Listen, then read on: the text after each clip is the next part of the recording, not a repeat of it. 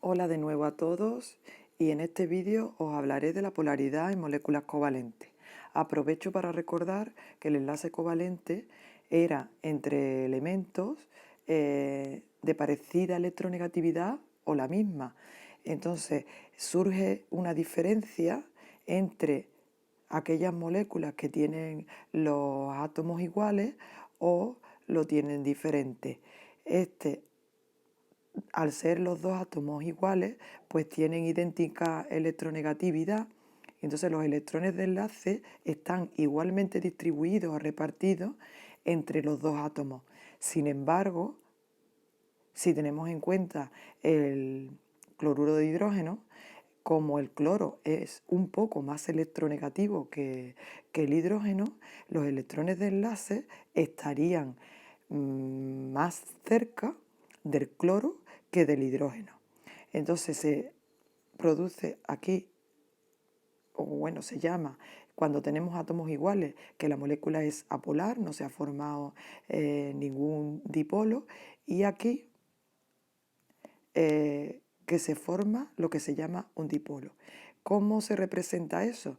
Pues se representa con estas letras delta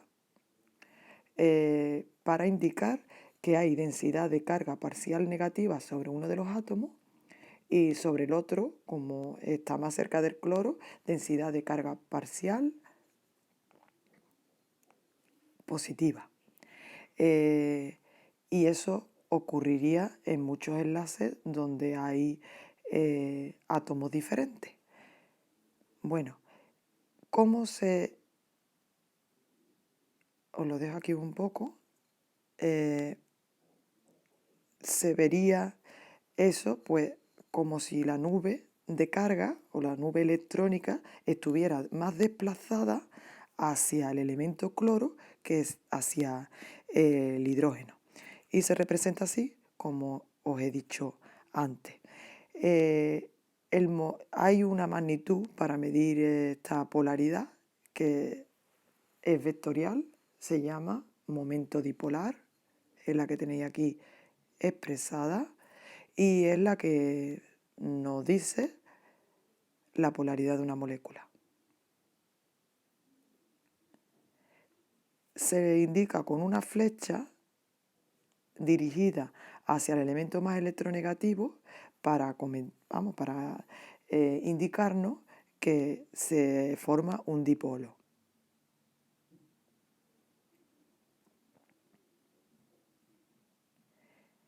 Entonces, si tenemos varios enlaces que forman dipolos, es decir, que son los átomos diferentes, pues el momento dipolar de la molécula vendría dada por la suma de todos esos momentos dipolares. Bueno, por ejemplo, en este caso, pues tenemos tres enlaces, pues tres momentos dipolares, porque hay tres dipolos NH. La suma de los tres nos daría el momento dipolar total. Y ahora hay que tener en cuenta lo que tengo ahí señalado de otro color, porque es muy importante que nos podemos encontrar con moléculas apolares, es decir, que no manifiestan polaridad alguna, que su momento dipolar es cero, aún teniendo enlaces polares. ¿Y por qué ocurre esto? Pues porque esos dipolos, esos momentos dipolares se anulan por simetría. Vamos a verlo con los dibujos, que es mejor.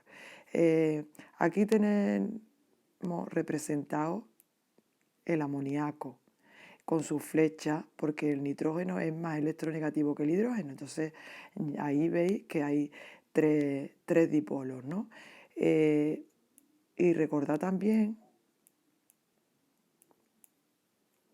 que tenía un par de electrones libres. Entonces, eso provoca que esta molécula no tenga simetría alguna. Entonces, es polar, no se anulan sus momentos dipolares. Esta es polar, porque ahí no se anulan.